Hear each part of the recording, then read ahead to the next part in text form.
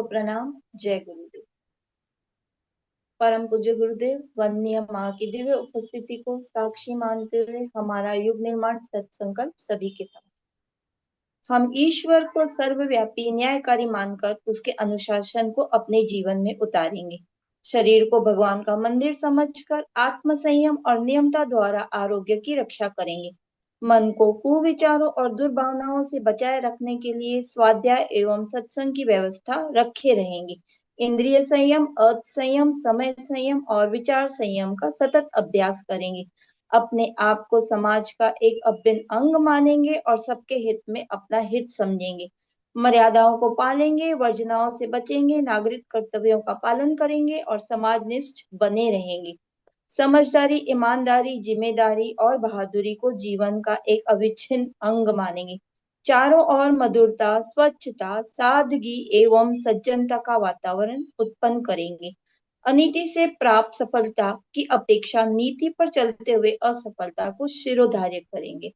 मनुष्य के मूल्यांकन की कसौटी उसकी सफलताओं, योग्यताओं एवं विभूतियों को नहीं, उसके सद्विचारों और सत्कर्मों को मानेंगे। दूसरों के साथ वह व्यवहार नहीं करेंगे जो हमें अपने लिए पसंद नहीं। नर नारी परस्पर पवित्र दृष्टि रखेंगे। संसार में सत प्रवृत्तियों के पुण्य प्रसार के लिए अपने समय, प्रभाव, ज्ञान, पुरुषार्थ एवं धन का एक अंश नियमित रूप से लगाते रहेंगे। परंपराओं की तुलना में विवेक को महत्व देंगे। सज्जनों को संगठित करने, अनीति से लोहा लेने और नव सृजन की गतिविधियों में पूरी रुचि लेंगे। राष्ट्रीय एकता एवं समता के प्रति निष्ठावान रहेंगे। जाति, लिंग, भाषा, प्रांत, संप्रदाय आदि के कारण परस्पर कोई भेदभाव न बरतेंगे। मनुष्य अपने भाग्य का निर्माता आप है, इस विश्वास के आधार पर हमारी मान्यता है कि हम उत्कृष्ट बनेंगे और दूसरों को श्रेष्ठ बनाएंगे तो युग अवश्य बदलेगा। हम बदलेंगे, युग बदलेगा। हम सुधरेंगे, युग सुधरेगा। इस तथ्य पर हमारा परिपूर्ण विश्वास है। इदम गायत्री इदम न मम। बहुत बहुत धन्यवाद सभी को। बहुत बहुत प्यार। इसी के साथ राधे राधे। आज हम पढ़ने जा रहे हैं छठा मंडल प्रज्ञा उपनिषद का पहला अध्याय। उसका 5 श्लोक का जितना हो सके समझने की कोशिश करते हैं। आओ गुरुदेव से प्रार्थना करें कि हम अंतःकरण भी हिमालय जैसे पवित्र बने और हम भी इसी भाव के साथ ऋषियों जैसी तप कर सके।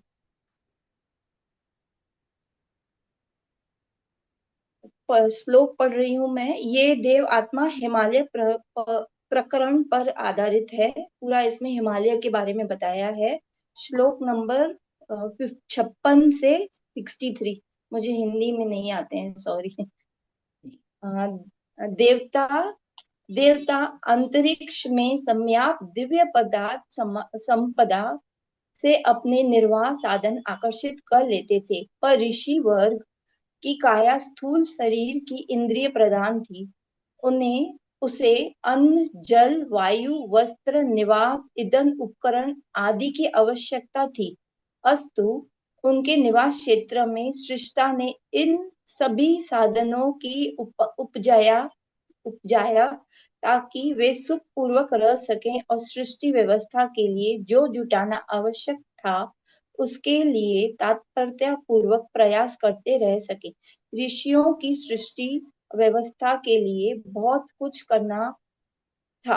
उपार्जन, अभिवर्धन और नियंत्रण के अनेकानेक उत्तरदायित्व उन्हें संभालने थे। इसके लिए सामर्थ्य की आवश्यकता थी, तो उसे योग और तप के माध्यम से अर्जित करने वे लोग जुट गए। योग से आत्मविज्ञान और तप से पदार्थ विज्ञान के सूत्र हस्तगत हुए। उनके सहारे ऋषियों और सिद्धियों का विपुल भंडार विश्व कल्याण के लिए उपलब्ध कर सके। यहाँ पे महत्व पूरा आत्मविज्ञान और तप से पदार्थ विज्ञान से हमको जो लाभ होते हैं उसके बारे में बताने की ऋषियों ने जो सिद्धियां और वो जो भंडार था उसको जो हमारे लिए उन्होंने उपलब्ध कराए उसके बारे में बताया है। फिर नंबर है 64 से लेके 68। ब्रह्मा जी ने अनेक लोकांतरों का सृजन किया, अनगणित ग्रह नक्षत्र बनाए। वे दृश्य रूप से में पदार्थ थे, पर उनके अंतराल में विचारवान चेतना का समावेश किया गया। इस प्रकार सृष्टि जड़ चेतन के समन्वय से बनी। देवताओं का कार्य क्षेत्र उस समस्त चराचर ब्रह्मांड को एक सूत्र में बांधे रहना था। साथ ही यह भी था कि वे पृथ्वी के साथ ब्रह्मांड आदान प्रदान का क्रम सुनियोजित रखे रहे। उन्हें शरीर और अशरीर स्तर की दोनों ही सुविधाएं प्राप्त हुई। ये ग्रह पिंड की तरह मनुष्य के साथ भी संपर्क साधते और जो उपयुक्त होते उन्हें पात्रता के अनुरूप लाभान्वित करते रहते हैं। यहाँ पे उन्होंने जड़ और चेतन का महत्व बताया है, और जो लोग समर्थ हैं और सच्ची में मानवता के लिए कुछ करना चाहते हैं, तो उनको प्रभु लाभान्वित करता ही करता है। और इसमें शरीरी और अशरीरी दोनों ही मतलब हम अपनी कोऑर्डिनेशन बना सकें, उसके बारे में महत्व बताया है कि हम अपना यहाँ पे भी और प्रभु के साथ भी जिस तरह अपन कोऑर्डिनेट कर सकते हैं, इसके बारे में समझाने की कोशिश की है। आगे है 76 to 81। ये श्लोक 76 to 81।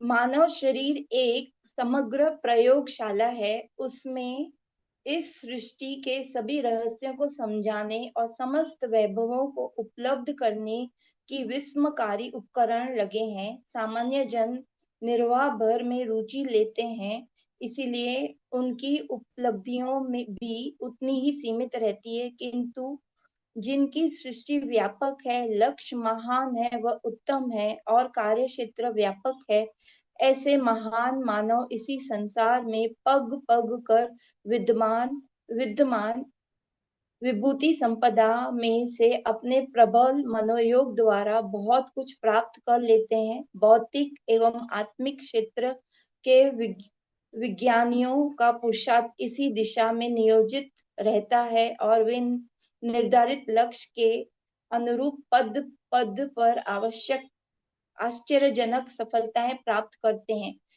इसमें शरीर एक प्रयोगशाला के बारे में बताया है कि हमारे अंदर ही वो सब शक्तियां हैं। अगर हमने थोड़ा ही पुरुषार्थ कर लिया तो हम लोग को भी वो सब मिल सकता है, और हम भी अपना योगदान दे सकते हैं और अपनी आध्यात्मिक और भौतिक दोनों प्रगति भी कर सकते हैं। और जो लोग इनको खाली थोड़ा ही देखते हैं, मतलब सृष्टि तक ही देखते हैं, वो उतने में ही खाने पीने और संसार में ही रहते हैं। जिनकी दृष्टि व्यापक है, जो सच्ची में कुछ करना चाहते हैं, उनके लिए हमारे अंदर ही सामर्थ्य है, बस उनको जगाना है।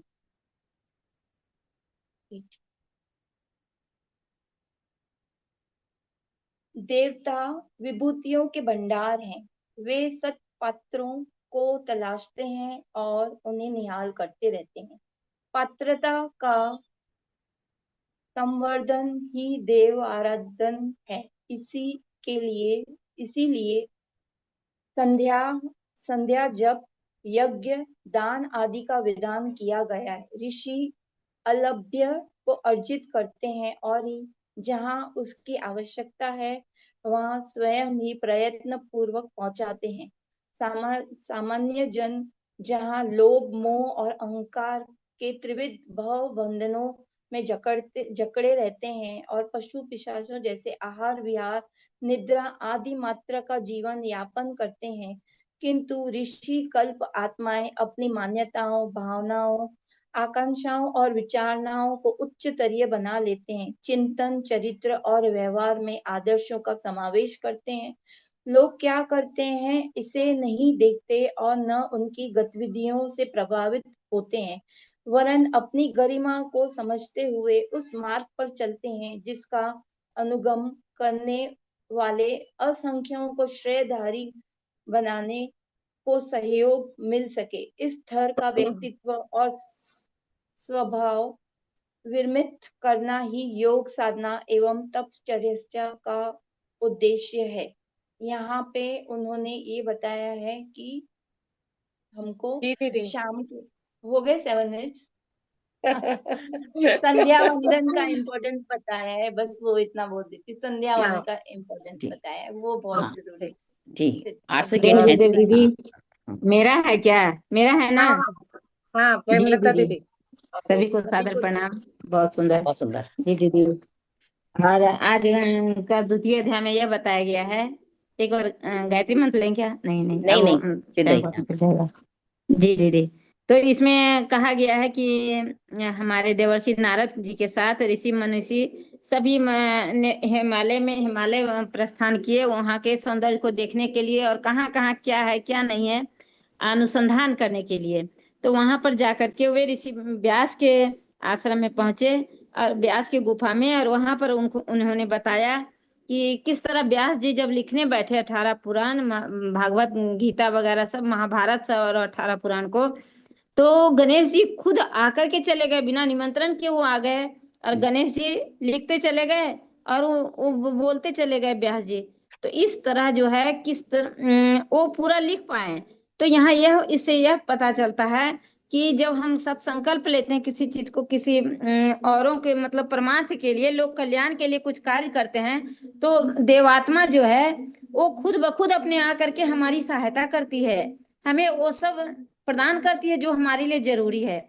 अच्छा, एक चीज ये यहाँ कहा गया कि उनका उद्देश्य ऊंचा था, वो तो अपने के लिए नहीं कर सक रहे थे, तो इसलिए कहते हैं ईश्वर भी जो सत्पात्र रहते हैं उन पर सब कुछ लुटाते हैं, अनुदान वरदान, और लोक मंगल के लिए जो चाहिए करने के लिए उनको वो प्रदान करते हैं। और एक चीज ये कि जो है स्तर के लोग रहते हैं उनके लिए नहीं, जो स्वार्थी आलसी रहते हैं उन सब के लिए वो कुछ नहीं देते हैं। कौन किसके लिए मांग रहा है, कौन अपने सिर्फ अपने के लिए मांग रहा है या परमार्थ के लिए मांग रहा है, लोक कल्याण के लिए मांग रहा है, यह ईश्वर देखते हैं। अगर आप अपने लिए सिर्फ अपने लिए मांग रहे हो कि हमें अपने खुशी मिले, दूसरा कोई भाड़ में जाए, कहीं को जाए, तो वो ऐसे लोगों को ईश्वर कभी अनुदान वरदान नहीं देते हैं। इसलिए यहाँ यही बताया गया कि और उसमें क्या, अहंकार रहित। व्यास जी ने जब लिखा तो अहंकार रहित होकर के लिखा उन्होंने, जो भी पुराण लिखे तो अहंकार रहित रहने से उनके ऐसे ही जो अहंकार कह रहे हैं, हम सभी जानते हैं कि अहंकार करना एक सबसे बड़ा हमारा दोष दुर्गुण है। जब हम अहंकार करते हैं किसी चीज के लिए तो उसमें हमारा पतन होना निश्चित तय हो जाता है। इसलिए अहंकार से हमें बचना चाहिए हमेशा। तो वो अहंकार रहित थे, इसलिए गणेश भगवान या फिर और सभी उनको उनकी मदद की और वे लिखते चले गए, सारे सारे पुराण लिख दिए। आगे बताते हैं वो कि कुछ किन ऋषियों द्वारा क्या 18 स्मृतियां जितनी थी, उन 24 स्मृतियां उनके बारे में भी उन्होंने, नारद जी ने सब कुछ उनको, उन ऋषि मुनियों को दिखाया और वो बताए कि किस तरह ये 24 स्मृतियां किस किस समय में और किन किन के द्वारा लिखी गई है, उसके बारे में बताया। अगला टीका में बताया गया है कि लेखन साधना को योग तप साधना का ही एक प्रकार का एक नाम दिया गया है। जो शास्त्रकार लेखन करते थे तो उसको क्या कहा जाता था, तप साधना का एक अंग था। वे लिखते थे क्या, तप समझ करके, ये नहीं कि हम कुछ लिख रहे हैं तो लिख रहे हैं, नहीं, वो तप था उनका। और तप के कारण ही उनके अंदर जो बुद्धि आती थी, मन में एकाग्रता आती थी, उसी से वे सारा कुछ लिख पाते थे और वो सात्विकता से भरा हुआ रहता था। अगला में कहा गया है कि ऊंचे उद्देश्य की पूर्ति के लिए साहित्य सृजन को आत्म कल्याण, जिससे आत्म कल्याण भी हमारा हो, ऐसे चीज लिखे पढ़े जिससे हमारा भी कल्याण सधे और औरों का भी कल्याण हो। इसलिए आत्म कल्याण और परमार्थ का देखते हुए वो जो भी काम करते हैं तो उनकी पूजा सच्ची पूजा होती है, वही सच्ची पूजा है। पूजा कोई बाह्य आडंबर वाला पूजा नहीं है, वो पूजा नहीं कहलाता है, वो पूजा सिर्फ बाह्य आडंबर है। बाकी पूजा हम अपने मन से हम आत्म कल्याण करे हो जिससे, और जिससे मेरा परमार्थ भी सधे, वही सच्ची पूजा होती है। अगला में लिख बताएं टीका में कि परिव्राजक कि जो ये जान बुझ लेते थे, ऋषि मुनियों से सुन लेते थे, उसे जा करके जब चतुर्मास होता था उसमें करके, उसके बाद गांव गांव जा करके परिव्राजक बनकर घूमते थे और सबों को शिक्षा देते थे इसी कारण सब जगह उस समय संतुलन बना रहता था लोगों में। लोगों को बीच बीच में ऋषि मुनियों की बातें सुनने को मिलती थी, महापुरुषों की, जिसके कारण उनके मन में हमेशा कभी गलत विचार नहीं आते थे, मिलजुल कर रहा करते थे, सहकार की भावना उन सब में थी। और आगे कहा गया कि और छात्रों को भी, छात्र भी, आज छात्र कितने उदंड हो गए हैं, कैसे हो गए छात्र, थोड़ा सा में उथल पुथल मचाओ, आग लगा दो, ये करो वो करो, तोड़ो फोड़ो। लेकिन पहले के छात्र क्या थे, गुरुकुलों में पढ़ते थे, और ना कोई सजावट वाला खूब महंगा महंगा जगह रहता था, ना कुछ नहीं, साधारण सा रहता था। वहां पढ़ते भी थे, शिक्षा भी प्राप्त करते थे और दीक्षा भी प्राप्त करते थे। वहाँ व्यवहारिक ज्ञान भी उन्हें मिलता था, ऋषियों के द्वारा और ऋषि माताओं के द्वारा उनको माँ की तरह संरक्षण भी मिला करता था, उनसे प्यार भी मिलता था।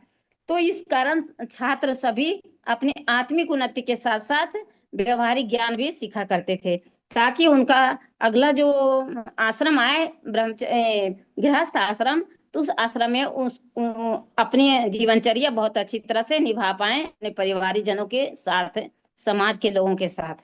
तो ऐसा बताया गया था। तो कहते हैं घर बैठे देवताओं का सत्संग मिलना और उनके उनकी बातों को सुनना, विचारों को सुनना बहुत बड़ी बात थी। आज वैसे सत्संग कहाँ हो रहे हैं, कहाँ कुछ हो रहा है। और जो पुस्तक है भी हम सबका, उन सब लोगों को पढ़ना कितने लोग चाहते हैं। अधिकांश लोग तो आलतू फालतू पुस्तकें पढ़ते हैं। तो ज्ञान मिलेगा उनको कहाँ से, ना सत्संग मिलेगा ना पुस्तकें वो पढ़ेंगे, धर्मशास्त्र की बातें कुछ हो तो कैसे उनको पता चलेगा। जी दीदी, समय हो गया मेरा क्या?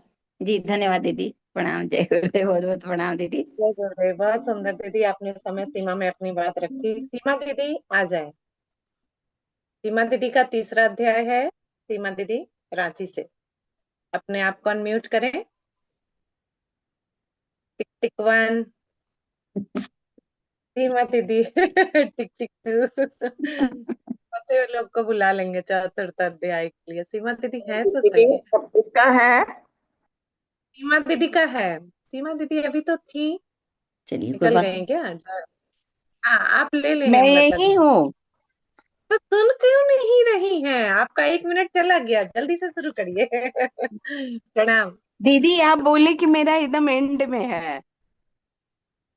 अच्छा ठीक है, तीसरा चलिए अध्याय है हेमलता ना दीदी जो आपका। आपका है वही ले लीजिए, टाइम। अब अब जो आप दीजिए मैं करो ना, कर देती हूँ। आप शुरू करो ना। हाँ हाँ जी दीदी कर करिए। दूँ। जो पढ़े हैं वो शुरू करें। तीसरा अध्याय आपका है सीमा दीदी। उनका, तीसरा दीदी आप मेरा खष्टम का तीसरा अध्याय बोली थी। हाँ हाँ, तो कस्टम का ही तीसरा बोल रही हूँ ना। तो कर दूँ ना। हाँ हाँ। ठीक। सभी को प्रणाम। जय गुरुदेव। आज हिमालय परिसर में प्रवास का तीसरा दिन था। ब्रह्म मुहूर्त में मुनि मनुष्यों की मंडली उठकर नित्य क्रम में निवृत्त हुई। महाभाग नारद जी के नेतृत्व में सभी प्रवास के लिए तत्पर हो गए। पुनीत स्थलों को देखने के साथ साथ उसका इतिहास जानने एवं उद्देश्य पुरुषार्थ का स्वरूप समझते चलने से तथ्यों को हृदयंगम करने की में बड़ी सहायता मिल रही थी। ऐसा आनंददायक सुयोग इस भ्रमणशील मंडली को इससे पूर्व कभी नहीं मिला था। चलते चलते अनेक प्रश्न पूछने और अनेक समाधान प्राप्त करने की पद्धति सभी को उत्तम लगी।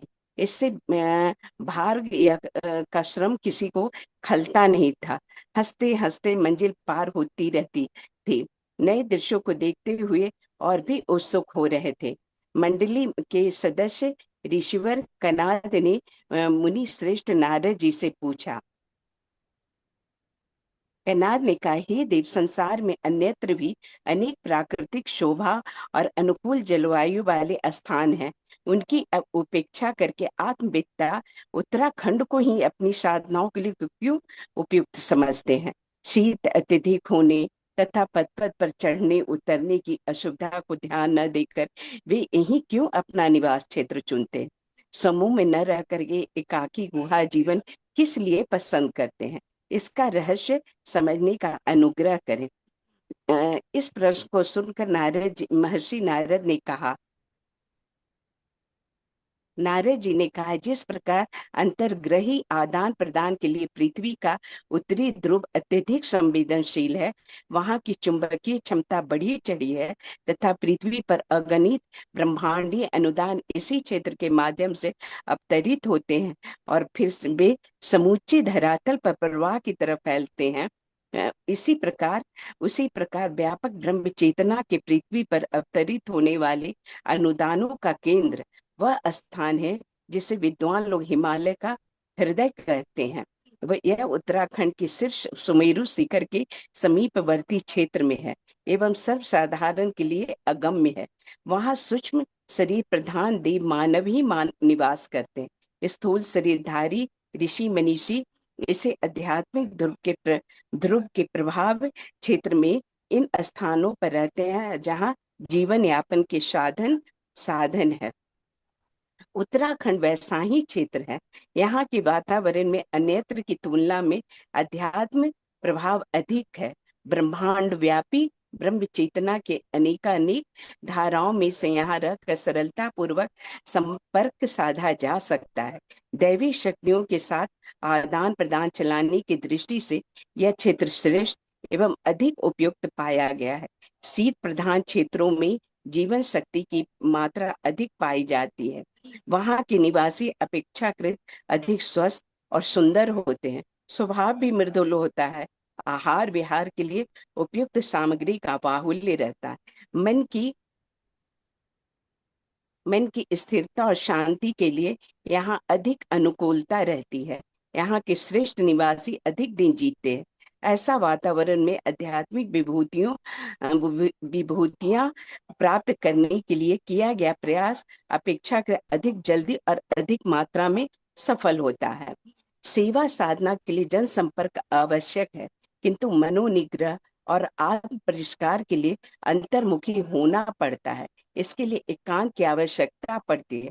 इसके बिना साधक सिद्धि को प्राप्त नहीं कर सकता।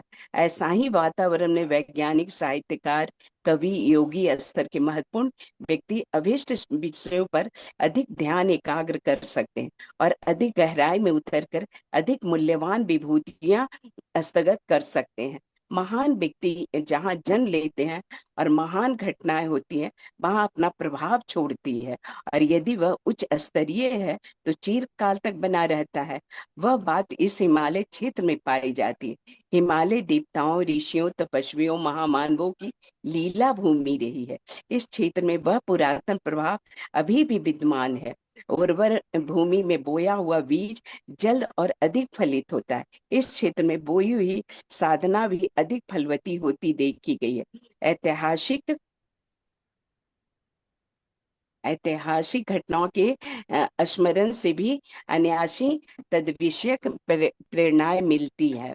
इस क्षेत्र में उगने वाली वनस्पतियां भी ऐसी है जिनका सेवन किए बिना भी इस क्षेत्र का वातावरण बहुत प्रभावी रहता है तथा समस्त साधकों को प्रभावित करता है। उनको स्पर्श करके बहने वाली वायु शरीर, मन और अंतराल को ऐसा उल्लास प्रदान करती है जिनके सहारे मनोबल ऊंचा रहे और भावनाओं में उत्कृष्टता का अनुपात बढ़ा रहे। ऐसी परिस्थितियां आत्मिक प्रयोजनों की सफलता में बहुत सहायक सिद्ध होती है। उत्तराखंड की सभी नदियां आरोग्य वर्धक और मानसिक संतुलन बनाने वाला जल लेकर बहती है। शिखरों पर जमा हुआ हिमस्रोत ताप से पिघलता है, जो पत्थर वाले क्षेत्रों में अपनी विशिष्टता और अक्षुण्ण बनाए रखता है। आगे चलकर नगरों की गंदगी मिलने पर वह दूषित होता, फिर भी अपनी शुद्धता को खोता नहीं। अस्तु यहाँ की नदी निर्झरों द्वारा प्राप्त हुआ जल मलों के शोधन एवं बल अभिवर्धन में विशेष रूप से सहायक सिद्ध होते हैं। बहुत सुंदर दीदी, बहुत सुंदर। आपका वाचन एकदम स्पष्ट और बहुत सुंदर, प्रिय, कर्ण प्रिय था। गंग जी दीदी, आपका समय हो गया 7 मिनट। हेमलता अच्छा, दीदी अब अब नहीं, शुरू करेंगी। ठीक है। जी दीदी, प्रणाम दीदी। हरिओम। आरंभ करते हरिओम हैं जी। दीदी, जब समय पूरा हो जाएगा तो आप बोल देंगी। जी आज चौथे दिन नित्य की भांति आज भी एक नए विषय अदृश्य लोक प्रकरण की जिज्ञासा के साथ रहस्य अन्वेषियों की मंडली उपस्थित होती है और साधु शिरोमणि दिव्य ज्ञानी देवर्षि नारद उनकी जिज्ञासा को शांत करते हैं। इस प्रकार आरंभ होता है आज की कक्षा। उन्होंने कहा कि इस दृश्य जगत के पीछे एक अदृश्य जगत है जिसकी महत्ता और क्षमता प्रत्यक्ष की तुलना में बहुत अधिक है।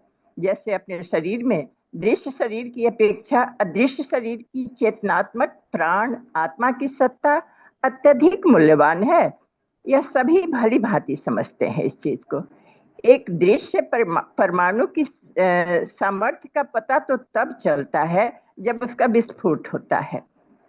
फिर हमने 5 पॉइंट दीदी रखा है, बारी बारी से सभी पॉइंट को लेते हैं। छोटा छोटा प्रयास किया है कम से कम करने का। प्रकृति प्रवाह में ताप, शब्द एवं प्रकाश की तरंगे नेत्रों से दिखाई नहीं देती है। अदृश्य क्षमताओं की यहाँ चर्चाएं हो रही है, किंतु संसार के समस्त हलचलों का उद्गम इन्हीं को माना जाता है। उच्च स्तर के वैज्ञानिक आविष्कारों का आधार भी प्रकृति की रहस्यमय क्षमता ही है। तीसरा पॉइंट हमने दिया है कि ऋषि कहते हैं कि प्रकृति का प्रवेक्षण तो सरल है, जिसे कोई भी बुद्धिमान व्यक्ति अपनी सूझबूझ से उसकी रहस्यमय परतों को समझ लेता है, किंतु ब्राह्मी चेतना का क्षेत्र तो असीम है, अनंत है, अद्भुत है, अगोचर है। इस चेतना का कार्य केवल शरीर की आवश्यकता पूरा करना मात्र नहीं है, बल्कि इस विशाल ब्रह्मांड का बीज स्वरूप अपने ही सूक्ष्म शरीर और कारण शरीर में उपत्तिकाओं, ग्रंथियां एवं चक्रों के रूप में शक्तियों का भंडार पड़ा हुआ है, जिन ढूंढा तीन पाइयां पूर्ण चरितार्थ होता है। इनके अवगाहन प्रज्ञा द्वारा संभव है। श्रद्धा, प्रज्ञा और निष्ठा के त्रिविध क्षेत्रों का अवगाहन करके साधक देव स्तर के विभूति बनते हैं। उन्हीं विभूतियों का नाम आगम निगम और योग तंत्र है। पुनः देवर्षि कहते हैं, इहलोक अर्थात प्रत्यक्ष जगत भूलोक है। यह दृश्यमान है, इंद्रिय गम्य है, परंतु ऐसे अन्य कई लोक हैं जिसे हम अदृश्य लोक समझ सकते हैं।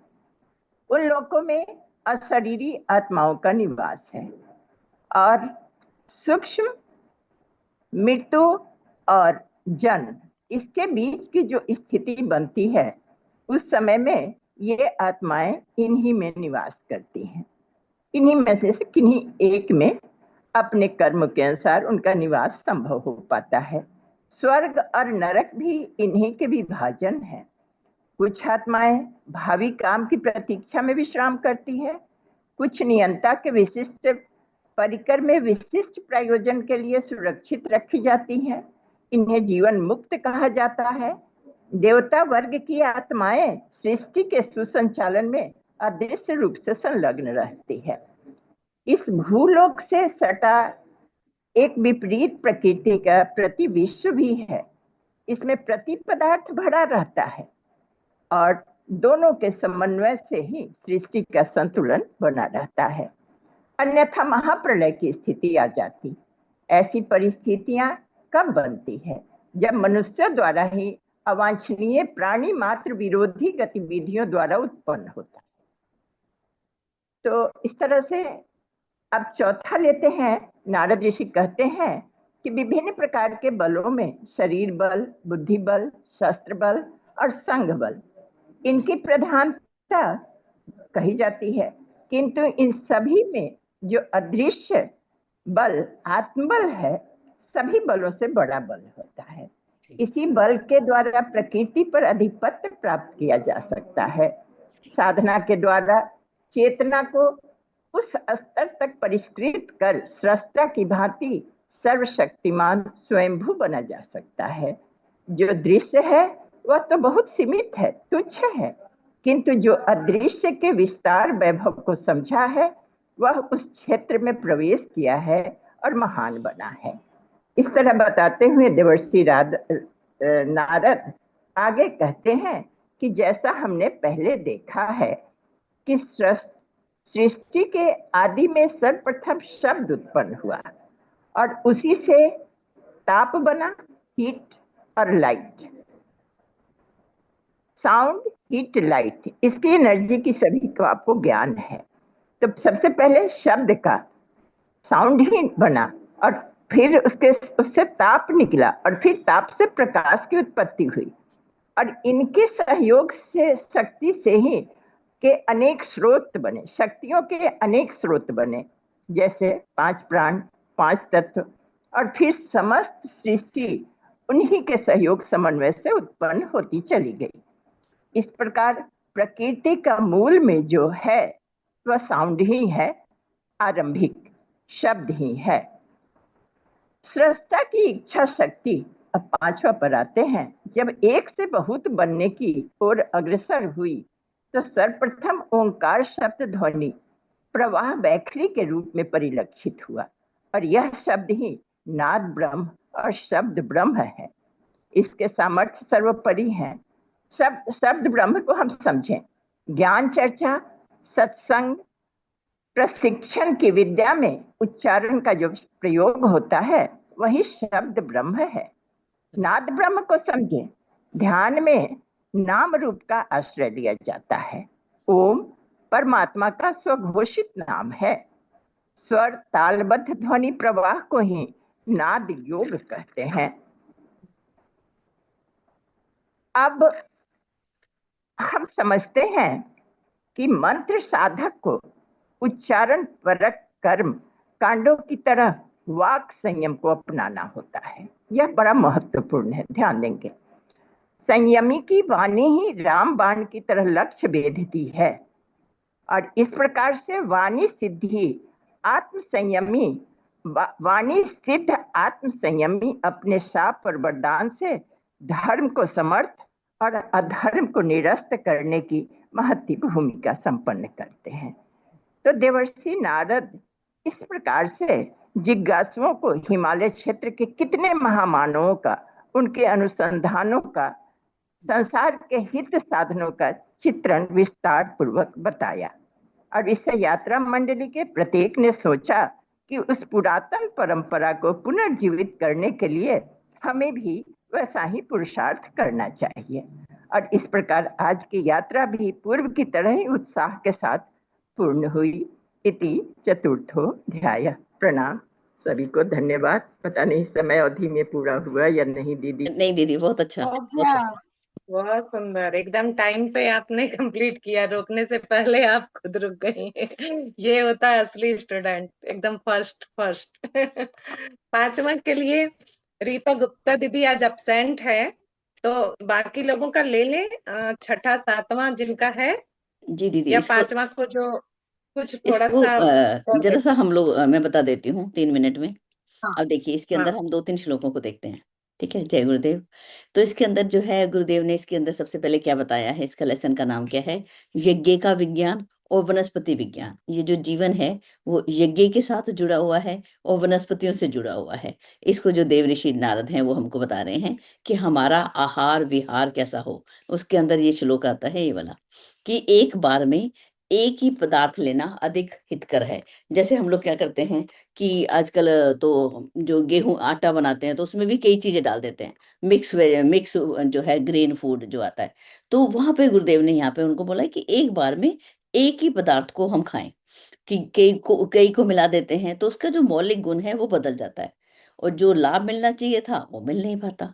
इसीलिए जो कल्प विज्ञान होता है, जो कल्प का विधान होता है, चंद्रायण व्रत किया जाता है, उसमें एक ही वस्तु का, अंकुरित मूंग या एक जौ ले लिए जाते हैं या एक फल ले लिया जाता है, उसी के ऊपर एक महीना नींबू का सेवन कर लिया जाता है, आंवले का सेवन किया जाता है। तो इस तरह से एक ही वस्तु को जब हम लाभ लेते हैं तो हमें पूर्णता मिलता है और कई को मिलाने से वो लाभ नहीं मिलता। तो औषधियों में भी ऐसा संबंध है कि उसकी मौलिकता बनी रहे, तो उसका जो है ये जो मिलाने का क्रम है उसको इस पैराग्राफ में है, हम इसको देख सकते हैं यहीं पर है। तो आगे जो है उन्होंने अग्निहोत्र के बारे में बताया कि अग्निहोत्र के माध्यम से जो है हम जो पदार्थ हैं उसका सूक्ष्मीकरण कर देते हैं। जैसे कि अगर हम मेडिसिन लेते हैं तो किसी व्यक्ति को दवा हो गया, ठीक है, तो उसको दवाई को एकदम फेफड़ों तक कैसे पहुंचाया जाए, तो आजकल तो रोटाहेलर इनहेलर आ जाते हैं। तो उसी रूप से जो है आजकल जो है हम लोग अग्निहोत्र के माध्यम से हम जो है औषधियों को जब हम पहुंचाएं तो जल्दी पहुंच जाती हैं। तो अग्निहोत्र एक हमें तत्काल एक माध्यम जो है वो हमें यहाँ पर बताया गया। ठीक है, ये इस तरीके से श्वास के माध्यम से हम उसको करें, तो ये जो है गंध विज्ञान को भी इसके अंदर बताया गया। ठीक है, और उसके बाद हम देखें इसके अंदर और श्लोक, ये अग्निहोत्र का उपयोग कहाँ होता है, शारीरिक और मानसिक रोगों को इस प्रकार से, और यज्ञ इससे ऊपर की बात है। यज्ञ के अंदर जो है राजसूय यज्ञ क्यों होते थे, भौतिक समस्याओं के निराकरण के लिए। वाजपेयी यज्ञ किस लिए होते थे, कि मानसिक रूप से सभी लोगों को उन्नत करने के लिए इस प्रकार के यज्ञ जो है समय समय पर होते थे, और आज भी हमें इनका आयोजन करना चाहिए। तो ये हमें यज्ञ से क्या होता है कि व्यक्ति की चेतना में देवत्व की मात्रा मात्रा बढ़ जाती है, कि जो है हम देवत्व को बढ़ाने के लिए हम यज्ञ करते हैं। तो ये जो है ये वायुभूत में जो है वातावरण जो है वो उन्नत होता है, और मानसिक विकार है उनको भी हटाने का काम कौन करता है, यज्ञ के माध्यम से है। कृषि के अंदर कृमि कीटक नहीं बढ़ते, इस वो नष्ट हो जाते हैं। तो यज्ञ की जो महत्व है वो हमें इस पाठ के अंदर हमें दिखाई देता है। और जो दूसरा हमें दिखाई देता है कि ये जो हम आज सृष्टि में रहते हैं, तो इसमें हमें किस किस का सहयोग है, पशु पक्षियों का सहयोग है। अब हम देखें तो पशु पक्षियों के माध्यम से भी कितनी हमने सोचा भी नहीं होता, कैसे कैसे वीड जो है इधर उधर फैलते रहते हैं, वो कौन फैलाता है, वो पक्षियों के माध्यम से, कीड़ों के माध्यम से, जो इधर से उधर जो है धरती पर बीज जो है इधर से उधर जाते रहते हैं। तो एक बहुत बड़ा सहयोग है, मनुष्य अकेला काम नहीं कर सकता। और वनस्पतियों के साथ रहना, हम क्यों इनका पूजन करते थे, देखिए वनस्पतियों को हम संजीवनी कहते हैं, उनकी हम देवता की तरह पूजा करते हैं, और उनके साथ रहना। तो हम कहीं भी रहें तो गुरुदेव ने हमें ये बोला कि हम उनके साथ हो, वनस्पतियों के साथ ही अपने जीवन को रखें। यज्ञ विज्ञान और वनस्पति, कि हम इन वनस्पतियों का हम कैसे सेवन करें और यज्ञ का हम कैसे लाभ लें, इन दोनों को हम इस पाठ के अंदर देखते हैं। जी दीदी, समय हो गया है, आगे चलते हैं। छठा अध्याय किसका है? इस समय आप 3 मिनट जी बचा है इस अध्याय के लिए। प्रणाम दीदी। कोई बात नहीं, हाँ आगे हाँ चलते शालिनी दीदी, हाँ प्रणाम, आ जाइए। प्रणाम दीदी, सभी को प्रणाम। दीदी सिस्टम अध्याय में मैं पढ़ रही हूँ। मैंने शॉर्ट करके थोड़ा लिखा है जी। पूरे अध्याय को। छठे दिन के प्रवास में, आवाज आ रही दीदी मेरी साहब? जी बिल्कुल। छठे दिन के प्रवास में मंडली के सदस्यों को यह जानने की अभिलाषा हुई कि मनुष्योचित वैभव वैचर्स किस प्रकार कहाँ से उपलब्ध होता है, जिससे सभी सुखी हो सकते हैं। यदि यह आकांक्षा और तत्परता का परिणाम है तो सभी में रहती है, फिर लोग इच्छा रहते हुए भी सफल क्यों नहीं होते हैं। यदि वह दैवीय अनुग्रह है तो फिर भगवान के समदर्शी होने के नाते वह सभी को समान रूप से क्यों उपलब्ध नहीं होता है। यह रहस्य जानना चाहिए। जन जन के मन की बात जानने में महाभाग नारद जी ने मंडली के साथियों की जिज्ञासा का आभास पाया और मुस्कुराते हुए बोले, नारद जी ने कहा, आप लोग भाग्य विधान की बात न सोचे। किसी देवता या मंत्र के चमत्कार से मनुष्य अनायास ही सफलताएं प्राप्त कर सकते हैं, ऐसा भी न सोचे। उसे जो मिलता है पुरुषार्थ का फल होता है। मनुष्य लोभ मोह अहंकार के क्षुद्र मनोरथों में ही फंसा रहता है। इन्हें तोड़ने के लिए आंतरिक साहस की आवश्यकता पड़ती है। उसे उभारने के लिए, आत्मशोधन के लिए अपने आप से लड़कर ही संभव होता है। ऐसा कर सकने वालों का भविष्य उज्जवल होता है। यहाँ संयम के प्रकार बताए गए हैं। संयम के 4 प्रकार हैं: इंद्रिय संयम, अर्थ संयम, विचार संयम, समय संयम। इन सब संयम से मनुष्य अपने मन को साध लेता है और वही सच्चा साधक है। सभी जानते हैं कि रगड़ से बिजली उत्पन्न होती है। अपने कुछ संस्कारों से, मूढ़मती प्रियजनों से, आकर्षक प्रलोभनों से जो लड़ सका उसी को ओजस्वी, मनस्वी और तेजस्वी कहते हैं। ऐसे लोग आत्मबल के धनी होते हैं। उसके सहारे समव्याप विभूतियों को खींचने, अशुभ अनुपयुक्त को फेंकने में समर्थ होते हैं। उनकी आत्मशक्ति यह दोनों ही प्रयोजन पूरा करती है। संकट को टालना, वैभव को बटोरना जिस आत्म तेज के माध्यम से बन पड़ता है उसे प्राणाग्नि या ब्रह्म अग्नि कहते हैं। यही वह ऊर्जा है जिसके सहारे भौतिक क्षेत्र में दुर्गति से आगे बढ़ना और अध्यात्म क्षेत्र में असाधारण ऊंचाई तक उड़ जाना संभव होता है। ऐसे लोग अपनी नाव पर बिठाकर असंख्यों को इस किनारे से उस किनारे तक पहुंचाते हैं। अर्थात यहाँ ये बताने का प्रयास किया गया है कि मनुष्य अपने ये संयम पाकर और किस तरह से ऊंचाइयों को छू सकता है। विराट विश्व की ब्रह्म चेतना में अपने आप को समर्पण करने की मान्यता परिपक्व करके साधक शुद्र से महान बनता है। सीमा बंधनों से जकड़े हुए लोग मात्र लोभ मोह अहंकार के कुचक्र में पड़े रहते हैं और जीवन संपदा का सारा रस निचोड़ डालते हैं। न बुझने वाली प्यास के कुचक्र में ईश्वर के दिए गए सुंदर जीवन को बुरी तरह गंवा देते हैं। किंतु जिसने अध्यात्मवादी दृष्टिकोण को अपनाकर अपने में सबको और सब में अपने को देखना सीख लिया, उसने सब कुछ अपना ही दिखता है और इंद्र कुबेर जैसे वैभव प्राप्त कर लेने जैसा अनुभव होता है।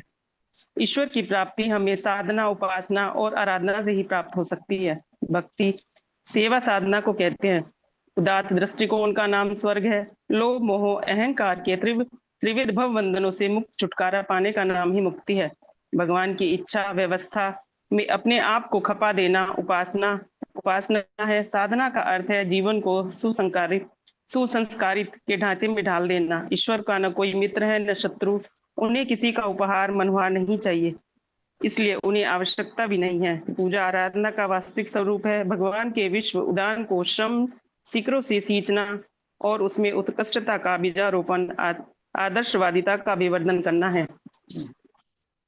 आत्मशोधन और परमात्मा में निरत व्यक्ति ही सच्चे भक्त माने जाते हैं और वे ही उन वरदानों को प्राप्त करते हैं जो अनादिकाल में समय समय पर भगवत भक्तों, योगी, तपस्वियों, संत ब्राह्मणों को मिलते रहते हैं।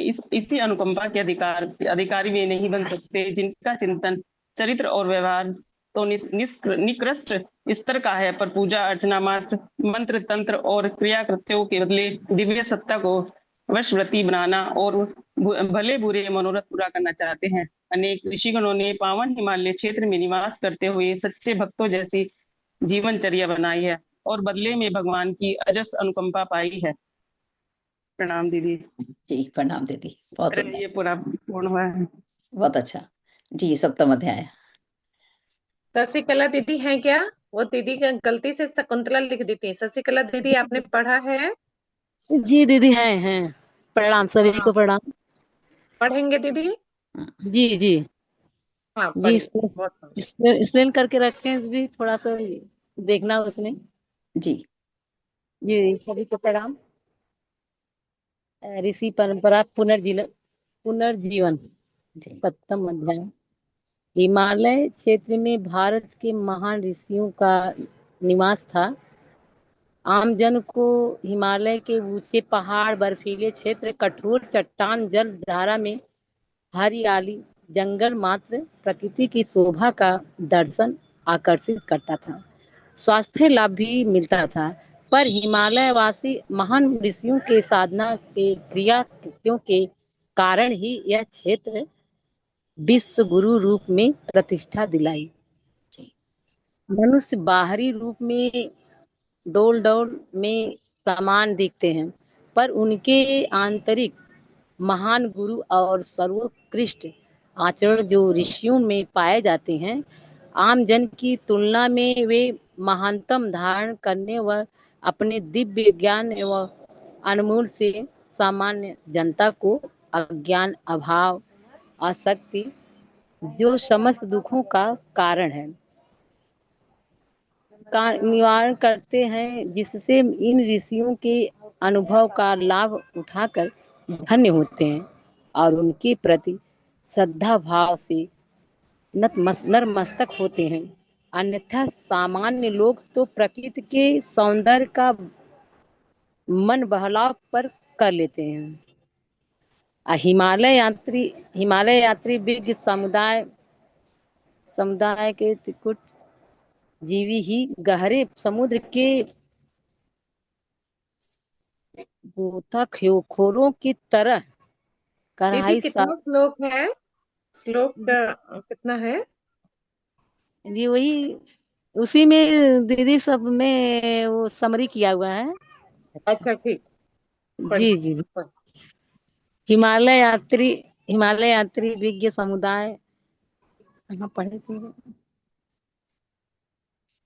मनुष्य को प्रतिमा सूक्ष्म दृष्टि ही उसे ऊंचा उठाती, आगे बढ़ाती है।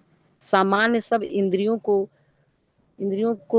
प्रिय लगने वाले कर पशु तुल्य जीवन ही जीते और अंत में रोते, पछताते, मरते, पनपते हैं। उपरोक्त स्थिति पर विचार करने के लिए पर्यवेक्षण मंडली ने ज्ञान गोष्ठी देवप्रयाग में 7वें दिन रखा। मंडल के सदस्यों के पूछा, भगवान नारद, हिमालय वही, संस्कृति भी वही, मनुष्य भी वैसा ही आज भी है, पर आज हमारी प्राचीन गौरवशाली ऋषि परंपरा कहीं नजर नहीं आती। वैसा वेश और आडंबरी लाखों हिमालय में हैं, पर प्राचीन गरिमा बनाने वाली ऋषि परंपरा कहीं नजर नहीं आती। नारद जी बोले, यह आज के भौतिकवादी युग की परिणाम है। मनुष्य मात्र बाहरी चमक धमक को ही सब कुछ मानकर उसी में उलझकर हंसी का पात्र बन गया है। वन क्षेत्र में पहले लकड़ी की उपलब्धता शीत निवारण ड्यूटी में ऋषि करते रहे। शरीर पर लगाते पर अब ये सुविधा नहीं रही। नारी के लक्ष्य उन दिनों तूबा जौकी का कमंडल और नारियल का जल पात्र उपलब्ध था, जो सादगी अपरिग्रही जीवन का प्रतीक था। आज बर्तन कुल्हाड़ी व अग्नि संभालने के लिए चिमटा सब कुछ सुलभ है। ये हथियार का भी काम करके हिंस्र जानवरों से रक्षा भी कर सकती है। पहले प्राकृतिक मृत्यु से पाए जाने वाले चमड़े का आसन उपयोग होता था। आज तूबा नारियल धर्म आसन, चर्म आसन, गुफा बनाने के बजाय बर्तन आसन, हवादार झोपड़ी में रहने की सुविधा अपनाने के बजाय पुरानी व्यवस्था अपनाने के क्या औचित्य है। परिस्थितियां अनुकूल हैं। बदली हुई परिस्थितियों में हमें भी उपलब्ध सुविधाओं का प्रयोग करना चाहिए। बुद्धिमान पूर्ण है, पर लोग अंधानुकरण की मूढ़ मान्यता अपनाते हैं। इससे ऋषि परंपरा विकृत हो गई है। वह नाशहीन प्रभावहीन हुआ है। जी दीदी प्रणाम। बस इतना ही लिखा है। ठीक है, बहुत सुंदर दीदी, आपने अभ्यास किया, प्रयास किया, यही हम लोग को आगे आना है, बढ़ना है। तो इसके आगे ही वही कहते हैं गुरुदेव 58 से 64 में कि परिस्थिति के अनुरूप निर्धारण एवं परिवर्तन करते रहना बुद्धिमता का चिन्ह है। यानी परंपराओं की तुलना में विवेक को महत्व दे। मतलब इससे पहले जो दीदी पढ़ रही थी कि पहले के समय में बहुत जंगल थे, तो उसमें लकड़ियों का, नारियल के पात्र का यूज करते थे। आज तो सर्व सुलभ है हमें बर्तन, फिर भी हम उसको ढो रहे हैं, है ना। पहले जानवर का छाल जो मृत होते थे उसका स्वयं उपलब्ध हो जाता था, अब उसको मार के कर रहे हैं। तो ये सब जो मन आ गई, वो दुष्चिंतन दुष्प्रवृत्तियां, वो सही नहीं थी। तो अब आगे कहते हैं कि तो फिर इस तरह से जो दुर्गति का अंत होगा कैसे। अब सारे लोग पूछ रहे हैं कि ये अब तो रूढ़ी मान्यताओं को लोग माने जा रहे हैं, उसी को ढोए जा रहे हैं, पुरानी चीजों को, तो ये अंत कैसे होगा। तब देवर्षि नारद कहते हैं कि मेरा वीडियो ऑन है कि नहीं, हाँ ऑन है। देवर्षि नारद कहते हैं कि देखिए, कोई भी चीज में निराश नहीं होना चाहिए कभी भी, है ना। जैसे कभी भी देव संस्कृति जो है खत्म नहीं हो सकती, वो अजर अमर है। और उसके लिए जैसे वृद्ध जन असक्त हो जाते हैं, तो काया कलेवर छूट जाता है, पुराना हो जाता है तो उसका छूटता है, फिर नया होता है, पत्तों के जैसे फिर नए होते हैं, झड़ जाते हैं। प्रकृति भी इसी तरह बताती है। तो वो फिर से पुनरुत्थान करना है उसका, तो कैसे होगा अभ्युदय। तो संस्कृति की गरिमा को विपरीत परिस्थितियों में भी कभी भी हम सबको निराश नहीं होना है। तो फिर पूछते हैं तो कैसे होगा, आप बताइए, इसका उपाय बताइए कि फिर से वो पुनर्जीवित कैसे करें ऋषि परंपरा को। तो कहते हैं कि अन्यानों की प्रतीक्षा ना करें। यहाँ पे सर्वेषां विदितम च एतद देव संयुक्त शक्तिजम दुर्गा अवतरणम जात ऋषि रक्त निधे घटात, है ना, निधे घटात। तो मतलब किस हम लोग उसके पहले ही कहते हैं गुरुदेव कि हम लोगों को वो करेगा, सब लोग करेंगे तब ना, हम क्या कर सकते हैं अकेले, ऐसा सोचते रहते हैं, हमसे तो नहीं होगा।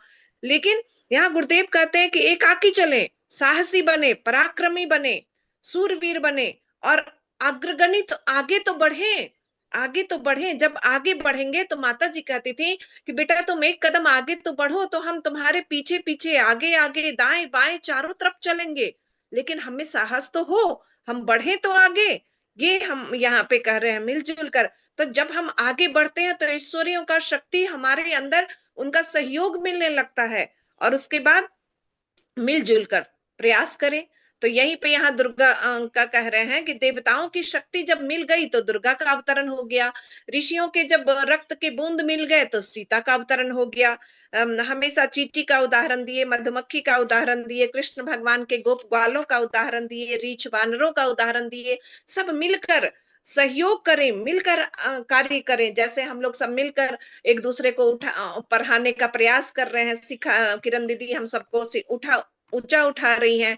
तो इसी तरह महान कार्य में जुट जाएं पराक्रम के साथ, और क्या करें, सफलता निश्चित मिलेगी। कब? जब समझदारी, ईमानदारी, जिम्मेदारी और बहादुरी, इन चारों का अवलंबन लेंगे तो निश्चित होगा हम सफलता मिलेगी, और इसी परंपरा फिर से पुनर्जीवित होगी। तो हम लोग शपथ उठाएं कि मिलजुल कर काम करने की शपथ उठाई सभी ऋषियों ने वहां पे, और सत्ता का संयुक्त प्रयास हो, इसका अभ्यास किया। और अंत में पढ़ना और पढ़ाना कर आरण्यक परंपरा में यही है पुरोहित। हाँ, यहाँ पे एक चीज और रह गया। हाँ, एक ने पतंजलि परंपरा का अनुसरण करते हुए योग विज्ञान को उठाया है ना, दूसरे ने याज्ञवल्क्य ऋषि के परंपरा को क्या किया, यज्ञ के परंपरा को ऊपर उठाने का जिम्मा ले लिया। तीसरे ने चरक की परंपरा को, जो वनौषधियां हैं जो उसके द्वारा हम स्वस्थ रहते थे हमेशा, है ना, उसको ऊपर उठाने का, पुनर्जीवित करने का प्रयास करने लगे। तो इसी तरह सबने मिलकर मानस का परिष्कार का भार अपने सिर पर वहन करने का निश्चय कर लिया। परिष्कृतम स्वयं भारम बोढुम निश्चयम आगतः नाम प्रज्ञा अभियानम च स्थापितम तस्य वै ततः। प्रणाम दीदी सभी को। जी, पूरे जोश के साथ बहुत आपने पढ़ा जी दीदी। चलिए, बहुत सुंदर, सभी ने बहुत सुंदर अच्छा पढ़ा। प्रयास, जी, सभी मनोरमा लोगों दीदी। का बहुत प्रयास, सभी लोगों का बहुत सुंदर प्रयास था, और मुझे बहुत प्रेरणा मिलती है। और मैं ये सोच रही थी कि हाँ, इस तरह से भी छांट के पढ़ा जा सकता था। और सबसे बढ़िया तो हेमलता दीदी का था, भाई वो बहुत ऊंचे स्तर तक पहुंच चुकी हैं, और किशोरी दीदी भी खूब प्रयास कर रही हैं, बाकी दीदियां भी सब कर रही थी। मैंने सोचा कि मैं नहीं कर पा रही हूँ तो क्या मैं जुड़ के तो बैठूं, आपने कहा था पुस्तक खोल के बैठना जरूर, तो मैं पुस्तक खोल के बैठी। और बहुत बहुत आभार आप सबको मेरा, नमस्कार, प्रणाम, जय। जय गुरुदेव दीदी। तो हमने ये जो छठा मंडल आज पूरा किया, इसके अंदर हमने क्या देखा कि देव ऋषि नारद के साथ सभी लोग उनके साथ जो हैं वो हिमालय की यात्रा पर, और यात्रा के दौरान उन्होंने देखा कि इतनी ज्यादा सूक्ष्म शरीर में, स्थूल शरीर में इतना ऋषियों ने काम किया था, इतनी सारी महत्वपूर्ण खोज की। और आज भी वो चेतना जो है, यदि हम वहां जाकर ध्यान में बैठते हैं, उस शब्दों को सुन सकते हैं, क्योंकि शब्द जो है वो नित्य हैं। इस माध्यम से हमने वहां पर देखा, अनेक व्यास के स्थान देखे, अनेक स्थानों को देखा, परिव्रज्य की ऋषि किस प्रकार से काम करते थे, छात्रों को साथ लेते हुए वो एक एक जगह जाते और जहाँ पर ज्ञान का आलोक जलाते।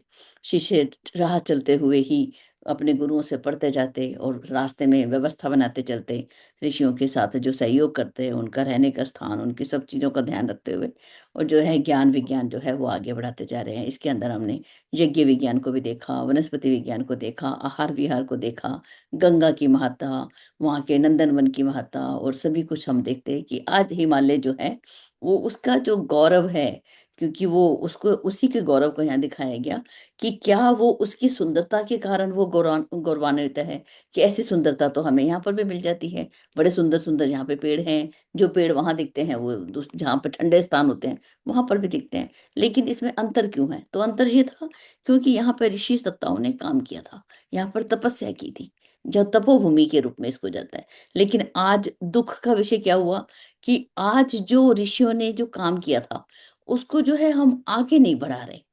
वो तो काम करके चले गए, अब हमारी जिम्मेवारी क्या थी? गुरुदेव तो लिख के चले गए।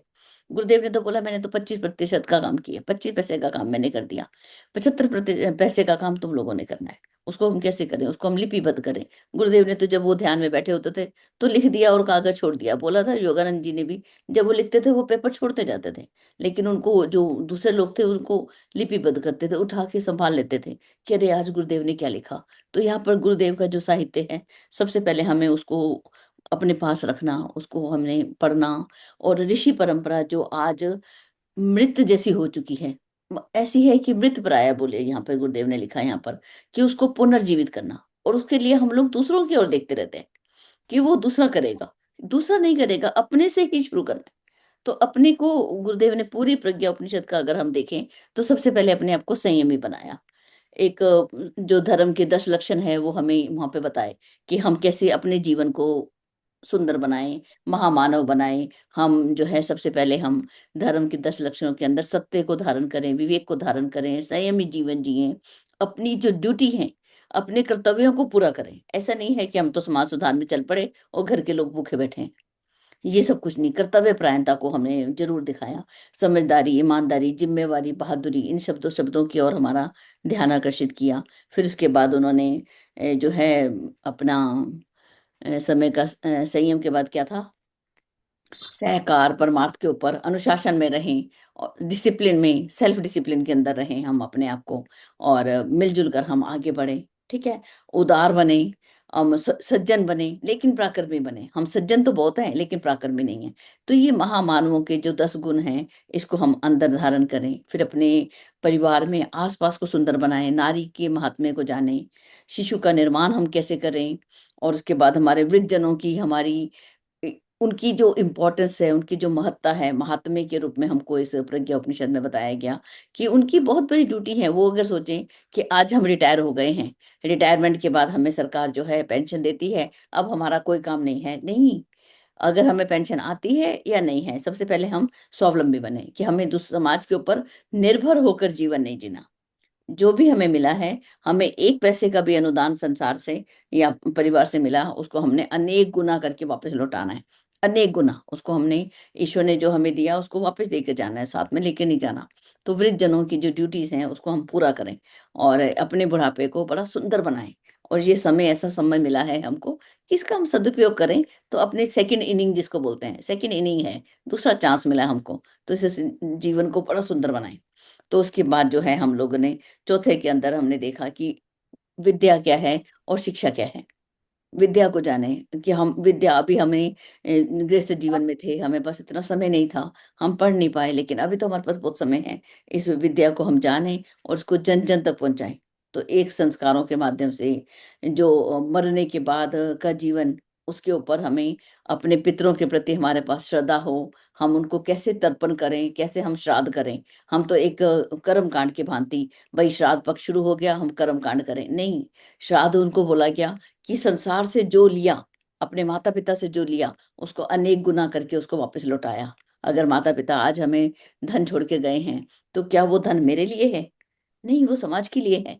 पूत कपूत तो क्यों धन संचय, पूत सपूत तो भी धन क्यों संचय। अगर पूत सपूत है तो वो धन का सदुपयोग करके वो कुछ भी कर देगा, महान उसको सदुपयोग कर देगा। और कपूत है तो उसका दुरुपयोग कर देगा, वो तो ऐसे समाप्त हो जाएगा। तो धन जो है, माता पिता का वसीयत जो है, उसको हम सदुपयोग में लगाएं। ये हमारा श्राद्ध हुआ। तर्पण किसको बोला था वहां पर, कि अपने श्रम से इस धरती को सींच दें। केवल जल से नहीं सींच रहे, अपने पसीने से धरती को सींचें, अपना पसीना बहाएं। इस धरती को स्वर्ग बनाना है, तो कैसे स्वर्ग बनेगा? तो स्वर्ग बनाने के लिए हम सोचें कि हम अपने आसपास का वातावरण कैसे बनाते हैं। उस वातावरण से ही तो स्वर्ग बनेगा। अपने आसपास हम कलह का वातावरण बनाते हैं, अव्यवस्था का वातावरण बनाते हैं, सफाई नहीं है, घर में कीड़े घूम रहे हैं, चूहे घूम रहे हैं, तो ये क्या व्यवस्था के अंतर्गत आते हैं? नहीं, अव्यवस्था के अंतर्गत आते हैं। इतना ही सामान रखें कि जिसकी हम नित्य सफाई कर सकें, अनावश्यक वस्तुओं का संग्रह ना करें। नहीं कर सकते तो कम रखें, कर सकते हैं तो रखिए जो आपको चाहिए। तो इस तरह से हम अपने जीवन को श्रद्धा और तर्पण, श्राद्ध और तर्पण का हम मतलब समझते हुए हम आगे चले। और हम देखें अपनी वानप्रस्थ, इसके अंदर हमें और भी चतुर्थ मंडल के अंदर हमको और भी बताया गया था कि उन्होंने हमें बताया था अपने वर्ण और आश्रम की। जो ब्राह्मण है, अगर ब्राह्मण अपना काम नहीं करता तो अन्य वर्गों का भी पतन हो जाता है। तो अगर आज ब्राह्मण अपना वर्ग काम पूरा करते, केवल कर्म कांड तक सीमित नहीं रहते, तो आज जो है अन्य वर्गों का भी पतन जो है, जो हमें दिखाई देता है, वो नहीं होता। लेकिन अभी गुरुदेव ने क्या किया, एक जो ये ब्राह्मण परंपरा है, गुरु परंपरा को पुनर्जीवित करने का प्रारंभ किया, कि जिसका भी इंटरेस्ट है, चाहे वो किसी भी वर्ण आश्रम में पैदा हुआ है, किसी भी ब्रह्मचर्य आश्रम में है, चाहे वो गृहस्थ में है, चाहे वो संन्यास आश्रम में है, अगर आपका मन है कि आप ब्राह्मण की तरह काम करें, तो इसी प्रकार से हम अपने काम को करें और अपनी ऋषि परंपरा को पुनर्जीवित करें। और पंचम मंडल में भी याज्ञवल्क्य ऋषि ने आत्म परिष्कार के जो 4 साधन बताए, उनको भी हमें ध्यान में रखना है। तो हर जो श्लोक है, जो पूरा उपनिषद है प्रज्ञा उपनिषद, उसके हर लेसन में से हम सिर्फ 3 श्लोक या 4 श्लोक को अपनी एक नोटबुक में बना लें, 4 श्लोक हर लेसन में से ले लें, उसी के ऊपर हम जो है, उसी पर हम काम करें और उनको हम गहराई से समझें और उसके साथ कहानियों को जोड़ें। जब हम किसी बताने जाते हैं तो अब कहानियों से मनोरंजित करते हुए उसको, अब ऐसा नहीं है कि हम इस तरीके से बताने लगे कि लोग उबासियां मारने लगे, लोग कक्षा में सोने लगे, नहीं। जब हम पढ़ाते हैं, आंख में आंख डालकर, बिल्कुल उनके साथ बातचीत करते हुए, आंखों से भी बात करनी है। हमारा जो शरीर है ना, वो उनसे बात कर रहा है, हाथ उनकी तरफ कैसे बात करें, आंखें हमारी कैसे काम करें। तो एक मनोरंजक सा, एक आत्मीयता जोड़ते हुए हम प्रज्ञा उपनिषद को घर घर पहुंचाना है। ये गुरुदेव तो बोला ना, 25 पैसे का काम कर चुके हैं, 75% हमारे ऊपर है। डाकिये की तरह काम करें, ऑनलाइन काम करें, बुक्स दे के आए। कोई गलती से भी बोल देना कि मेरे पास पुस्तक नहीं है, 1 मिनट का समय भी नहीं लगाएं, सब काम रोक दें, पहले उसकी बुक भेजे उसको। पहला ये काम, ये प्रायोरिटी वर्क है। प्रायोरिटी क्या है, हम उसको निश्चित करें। तो चलिए, इसी के साथ आज के बहुत ही सुंदर रहा, तो इसको हम यहीं पे विराम देते हैं। ओम शांति ही शांति ही शांति। जय गुरुदेव, सभी को प्रणाम।